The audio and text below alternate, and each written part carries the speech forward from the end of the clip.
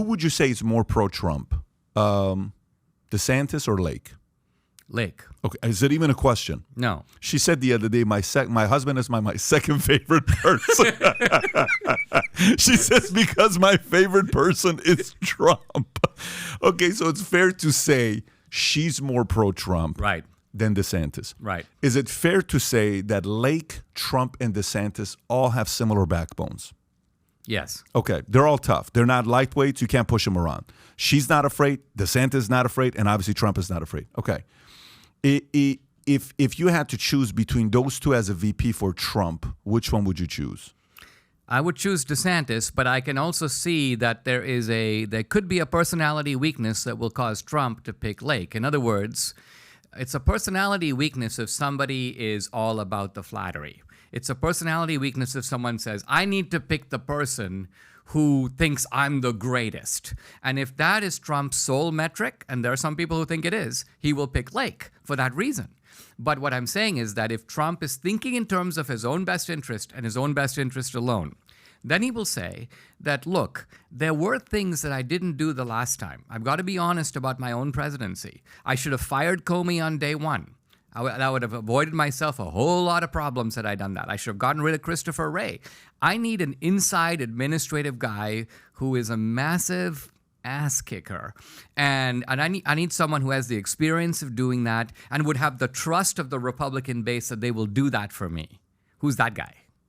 That's going to be DeSantis. Kari Lake is a newcomer. She's a newscaster. She's going to be a first-term, let's just say she wins. She'll be a first-term governor. Let her get her experience. There's probably going to be, hey, you talk about 12 years. There could be a DeSantis-Kari Lake ticket 12 years from now. So, in other words, these people have... No, not even 12 years, 4 years from now, 6 years from now. Yeah, so I'm just saying there are options down the road. But if I were Trump, I would not go with somebody as new as Kari Lake. Now, let me give you the DeSantis argument. For the people that are pro-DeSantis, I fully understand the pro-Trump argument. I understand the Lake argument. Let's talk about the DeSantis argument.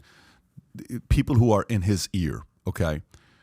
There's a difference between who gives me advice versus what I know what's going on. Meaning, people can tell me, pal, let me tell you, here's who you are. You're so this, you're so that. I'm like, we're not there yet. We're 3 years away. But I appreciate the compliment, but we're not there yet, right? What do you think people around DeSantis are telling him? You think they're telling him, I think if Trump calls you as a VP, you take it. I think you start negotiating right now with Trump for you to be the VP. Or do you think people in his camp are saying, everybody in America is modeling after your state?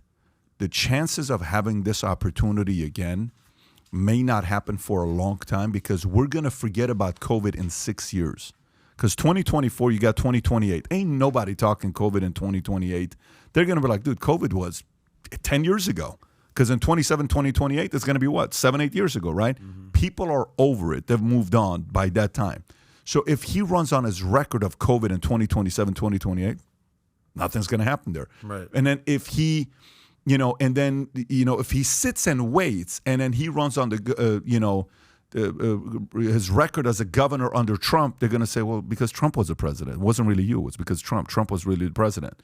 This is your time to run. You ought to run. So as much as, many Republicans, I'm sure, think a Trump-DeSantis ticket is game over, yes, I also don't know the counsel that's being given to DeSantis behind closed doors is, hey, you should be open to the number 2 idea rather than the number 1 idea. I don't know if I see that. Good point. I don't know what the DeSantis team is telling him. I do know DeSantis.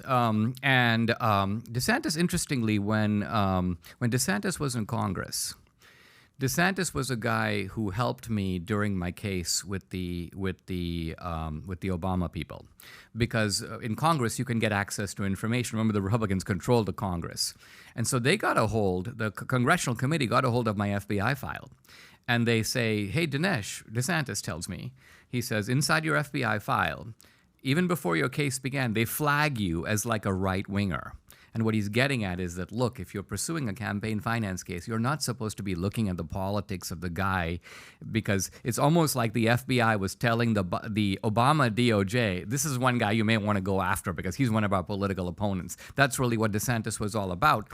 So I think you're right. I think for DeSantis, the question is this. If he wants to make this a kind of a COVID run, then he has a window of opportunity.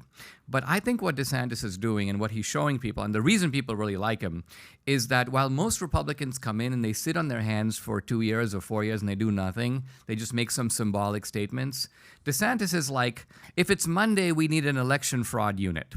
And if it's Tuesday, we need to go after affirmative action. And then on Wednesday, we're going to start up on this. And so this guy like never stops. That's right. Right? That's what people are looking for. And that's by the way, both of them are like that. They're both like that. Yeah. Both. So that's what will propel DeSantis. So if DeSantis is going to run, he shouldn't think of himself as a COVID candidate, but he should think of himself as, let me identify the real nonsense going on in this country and become the guy that's not afraid to take all that on in rhetoric and then in policy. Let me ask the other question. Can you ever see Reagan or Trump being a VP?